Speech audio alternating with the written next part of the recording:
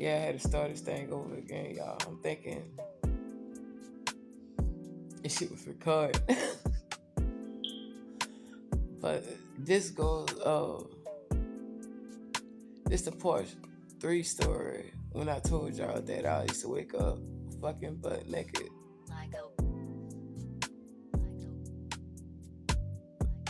People gotta understand I was violated and humiliated too. Every time I gave birth, I had to drop right back to my rightful size. I'm at my rightful size now. You heard me? Meaning, people put food in your people put poison or whatever in your food for motherfuckers. They got people fat right to this day now because the motherfuckers did that to them. You heard me? Every time I gave birth, my body used to bounce back. The only thing to get wider was my hips. My body used to bounce back. He hated that shit. Like with the compliments and next thing you know, that's when he had people working with him to put shit in my food or to blow me up or blah. Y'all want to tell me I don't eat from everybody. And shit like that. Oh, what? Oh no, you only like this? I'm 149, 159. I'm at my rightful size, what I'm supposed to be at. And I said humiliated and violated at the same time. He did like he had a boyfriend. I ain't gonna say his friend, cause them you could tell that they was in love.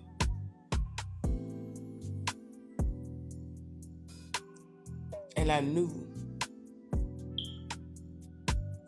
his friend, his name was Gordon. He was a white guy, bald headed, you know, short type shit.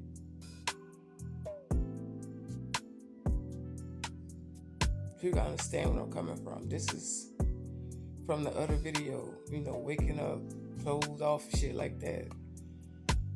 The nigga was it was men that was in love with me, and I kind of felt like out of place. At the time, I didn't know the motherfucker was at the time was drugging me then and was sleeping with me because I picked up the wrong bottle. Cause one bottle he put shit in it, and another bottle he didn't do that. You heard me? Gordon used to walk inside the house. He used to grab me, you know, like tight shit around my neck and just start kissing me and shit like that. I had to hurry get away. I ran from him the first time. I ain't know how to tell this nigga then, but I ain't know that he had that shit set up. And it was the next day, I was getting dressed in the bathroom.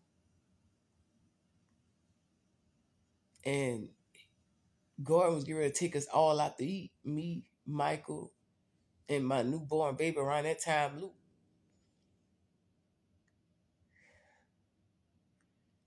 In the middle of me in the bathroom getting dressed, he used to just walk up in that bitch, like bust up in that motherfucker.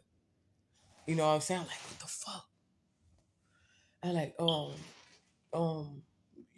Leon not here, blah, blah, blah. He said, I know. I passed him up.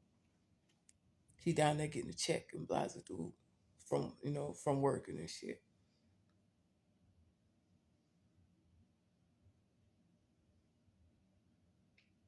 It's more I want to say.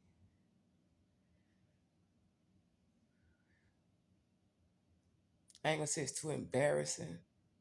It's just that I gotta feel comfortable, like telling it, type shit. Motherfuckers used to walk up to me, was treating me more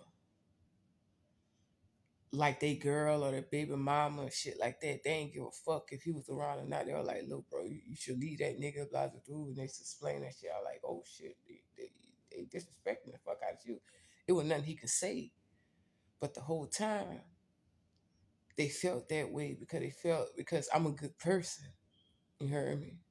Take care of the house, took care of home, took care of the kids. Didn't know that shit was happening to me like that. And I ain't gonna never forget. It was this judge. I ain't gonna say her name. She had curly hair. She came in and then she was just rubbing my hair and shit.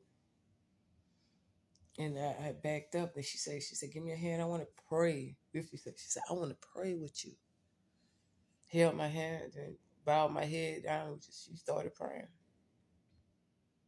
I looked up when she was like the amen type shit. I looked up. She was, I seen her at me like this. Like she was trying to kiss me, y'all. And I was just looking at her like, I was lost. Like, what the fuck? I ain't say it like that. I just looked at her.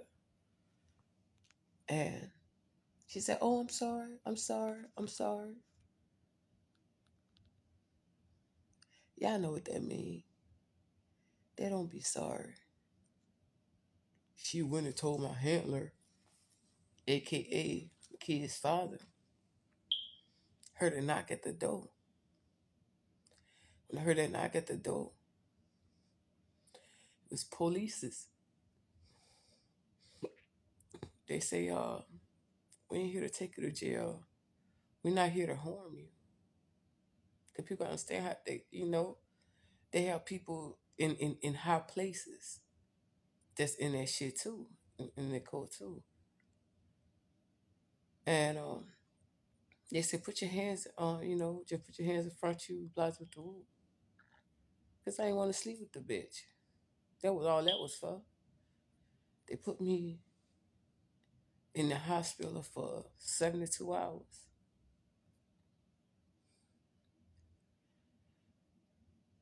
I love my boy so much. I love my kid. I love my boy so much just to protect them. When I got out, y'all use your imagination. I had 2 cell phones, no prepaid, straight contract. Y'all know what that means. Do as they say. You know what I'm saying? Or we could lock you up anywhere, anytime when we want to. Like I said, when I came home, he offered me liquor.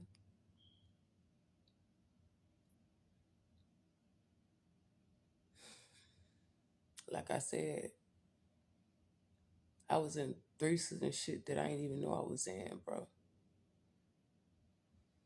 Just in and out, in and out.